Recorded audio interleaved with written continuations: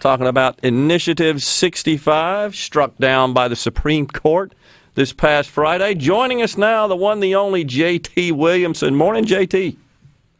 All I can do is sit here and shake my head, Gerard.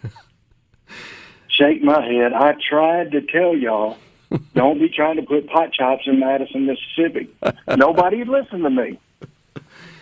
The mayor made it very clear she at least opposed to not having the ability to opt out as a municipality, and also didn't like, I think, the idea that there was no limit to the number, and then some of the other zoning requirements. So, yeah, the mayor, know her well, respect her quite a bit. She's done a great job for the city of Madison.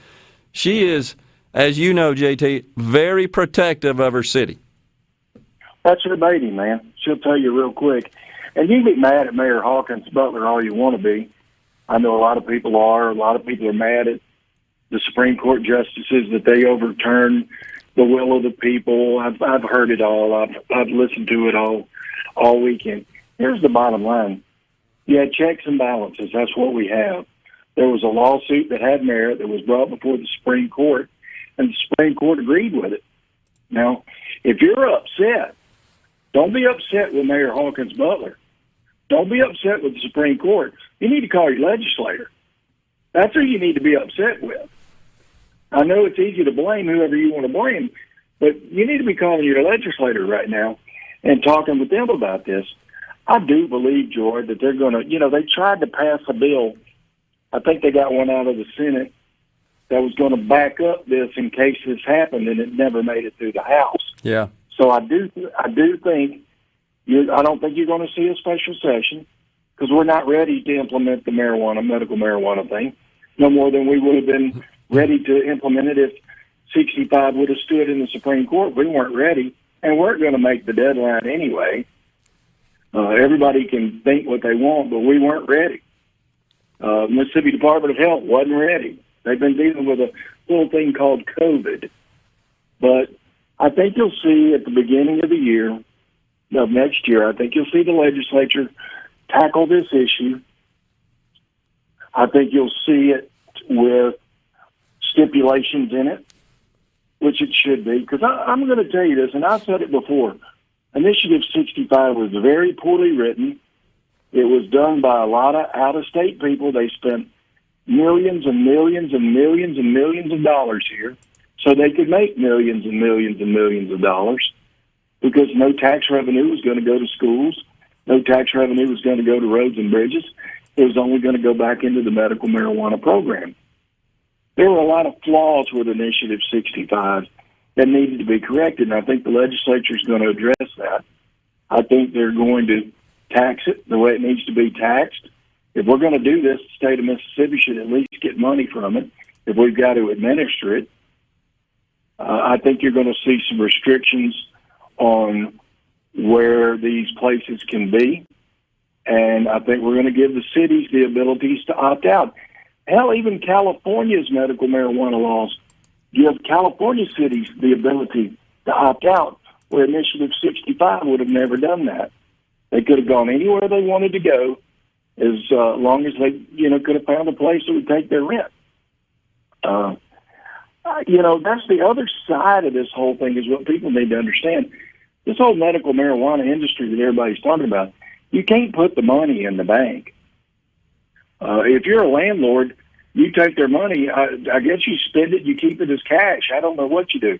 There's just a lot of things that are around this and around Initiative 65 that needed to be addressed. And I think they're going to be addressed. I think you're going to see them tighten down on maybe some of the ailments that will make you qualified for this. I think that was a little broad. I think you're going to see some zoning regulations, and I think you're going to see the you-know-what taxed out of it for the state of Mississippi. And I personally don't have a problem with that. Well, now, that's just my opinion. Well, first, let me say that I totally agree with you that it's just, I don't think it's right to, I guess if you were a fan of this, to blame the mayor.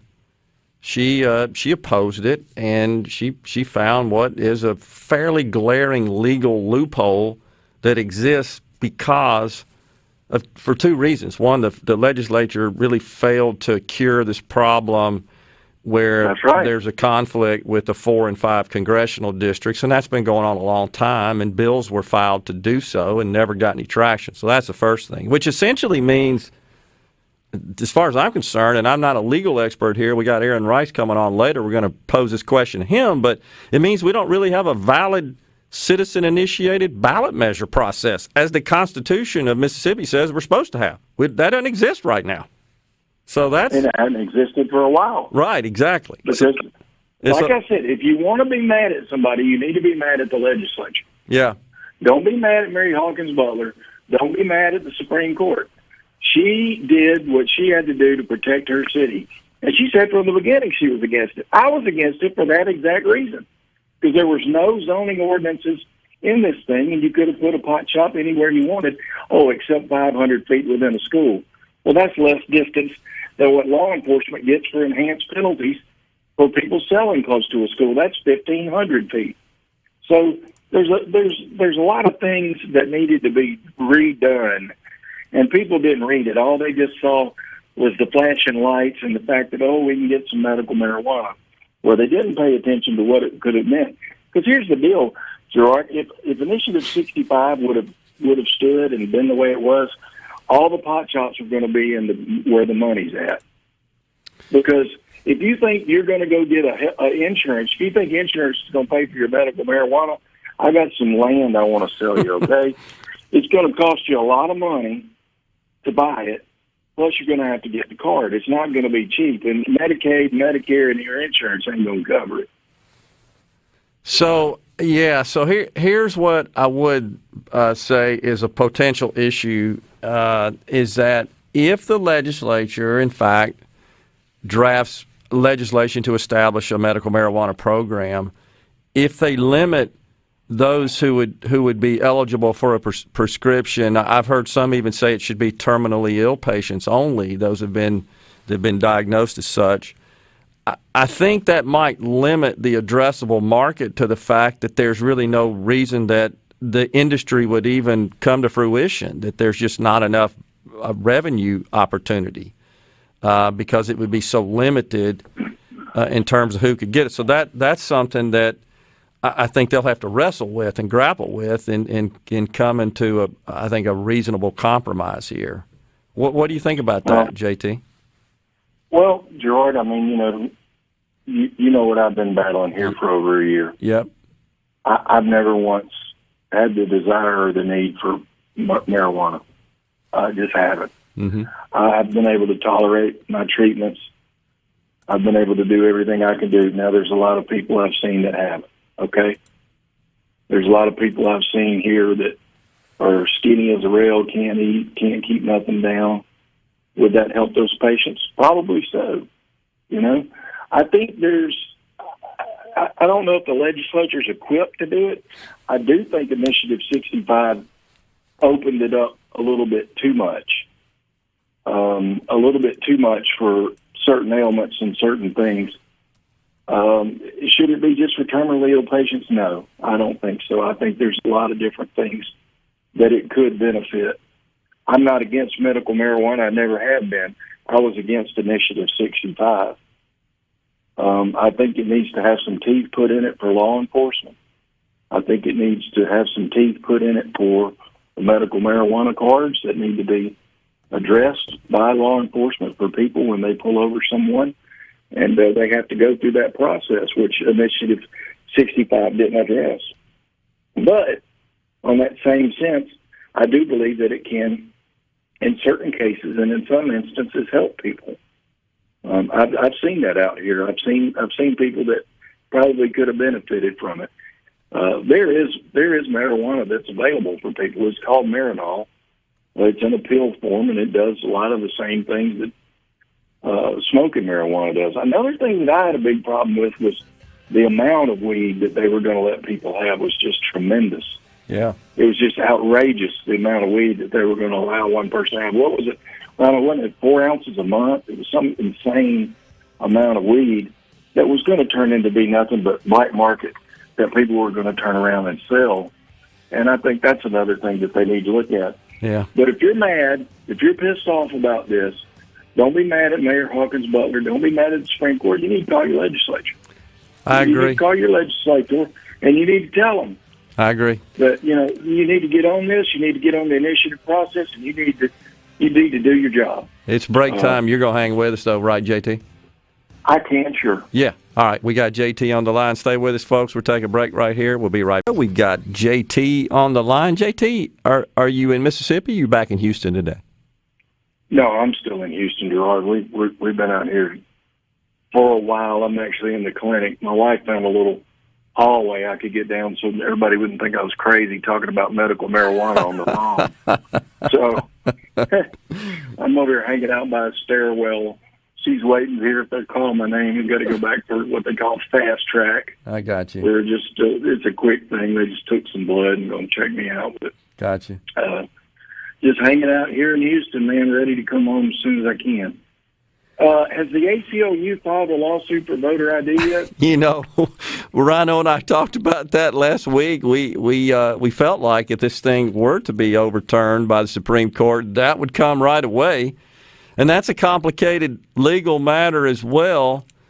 We got Aaron Rice coming on from Mississippi Justice Institute at 11. We're going to pose these complex questions on him, but I've tried to comprehend what all the lawyers are saying about this. It's just there's no consensus on it.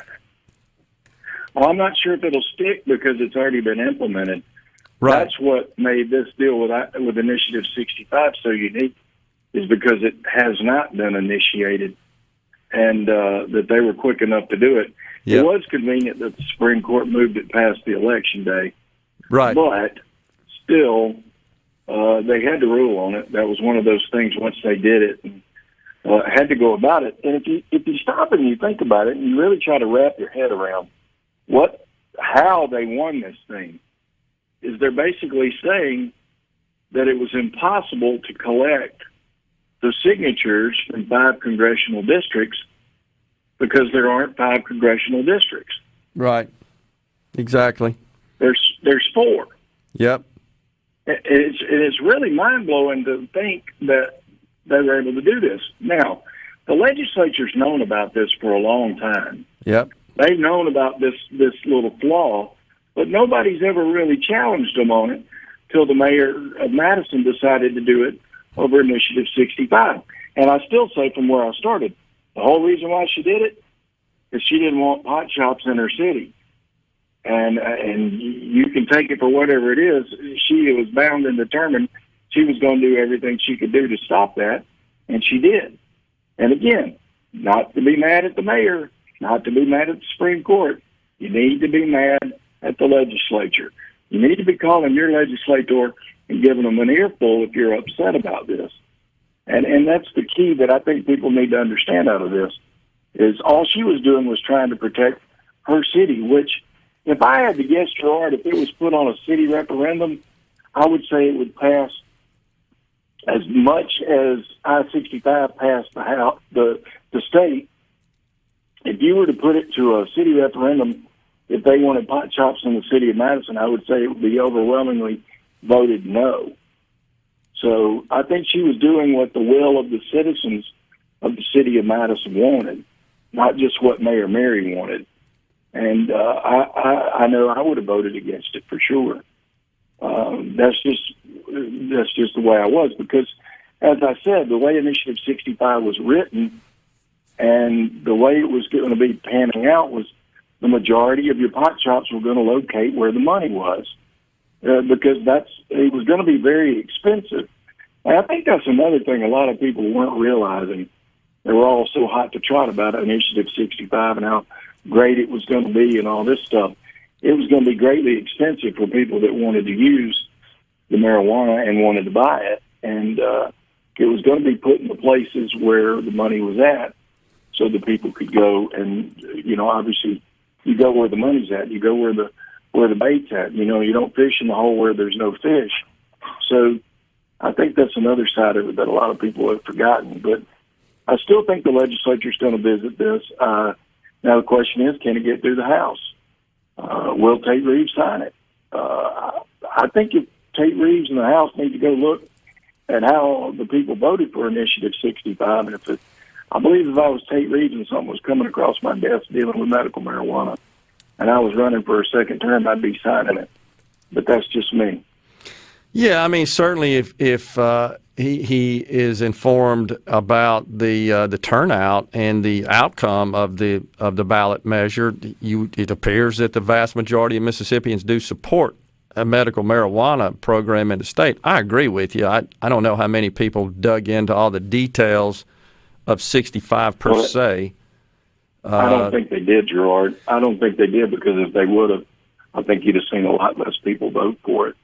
I think they just saw the flashy lights and the bells and whistles of it rather than digging deeper into it. Yeah. Because, now look, and the medical marijuana people did their job. They sold it, son. They had it slicked back and shiny and new, and they sold it as good as it could be sold, but they had a ton of outside money behind them to do it. Yep. But I don't think many people really realized what that initiative was going to do. And I still say you don't change the Constitution for any product, period. I don't care what that product is. Well, though I supported in general a medical marijuana program in the state, I did not like the idea of amending the Constitution. I too believe that it should be reserved for other matters that I think are more appropriate for a Constitution. Unfortunately, there's not a citizen-initiated ballot approach mechanism to do anything that does anything but amend the Constitution. That's all we have. And I think that out of frustration that the legislature wouldn't act on establishing a medical marijuana program. I mean, JT, Joel Bumgarner's put his money where his mouth was, and he went out and said, okay, we'll do it on our own. And that's kind of what happened. And he invested a whole bunch of his own money in that. So, it remains to be seen. I agree with you, though. I think that the legislators, I hope, hear loud and clear that in general, people want a program. I think it's just the nuances of what that ought to look like are at stake. Well, and this also puts the Medicaid expansion initiative. It puts it on hold, which they were coming with a ton of outside money with that too. Yep. And the hospitals are going to be behind that, and we don't need to expand Medicaid in Mississippi. That's the last thing we need to do, is raise the poverty level in Mississippi for more Medicaid. And, of course, the hospitals are for it. But you go back and look, the last time we expanded Medicaid under Musgrove, do your homework and look and see what happened, and it wasn't a pretty sight. I think there was another initiative for legalizing marijuana altogether. Yep. And there was a third initiative, I can't remember what it was. Term limits. Term limits is another one that was out there. There's a flag that's cooking up. Flag. Yeah. But all those are going to be put on hold as well because, again, it goes back to the legislature. Now, I want to remind people again, I'm not taking up for Mayor Hawkins Butler. She's a big girl. She knows how to handle it. She ain't worried about anybody being mad at her. But I'm telling you this, don't be mad at her. Don't be mad at the Supreme Court. You need to be mad at the legislature. They have failed to do their job. They have failed to fix the initiative and referendum initiative program, the way it works. They passed the buck down the line. There's been bill after bill after bill that's come out to fix it. They haven't done it. They failed to do anything about medical marijuana until it was too late. So if you want to be mad at your legislature. And look, you're a legislator. And first of all, I want to remind somebody, too, and I guarantee you, people call up today that are hacked off about it. I want you to ask them one question. Well, who's your legislator? And I guarantee you most of them won't be able to tell you. That's sad. You need to know who your legislator is. You need to know who your House member is. You need to know who your senator is. And you need to call them. You have every right as a citizen to call your legislator, to call your House member and your senator, and tell them how you feel about it. Yep. That's how you get things done. And I've done that experiment so many times when people get mad and they don't even know who their House member is or who their senator is, which is things that you need to know. You ought to be able to talk to them and obviously talk to them in a cordial way. Don't be Sure. ugly or threatening, or you're going to get hung up on. I'd hang up on you. If you do that just on the air, don't call them names. Just give them your concerns and let them know how you feel and what you feel about it. You have the right to call Delbert Husband. You got the right to call Speaker Gunn. Yep. Yes, absolutely have that right. Yep. And that's who you need to be talking to if you're upset about this. I'm with you on that and agree. Well, we got to go here, JT. Man, it's great to hear you. Take care. Yep. I told y'all not to be putting pot shops in Madison, Mississippi. I tried to tell y'all. You were right. Absolutely. Appreciate you calling in. So good to hear from you, JT. You are in our prayers, and this audience loves you, man. Take care. Bye-bye. We'll be right back on the JT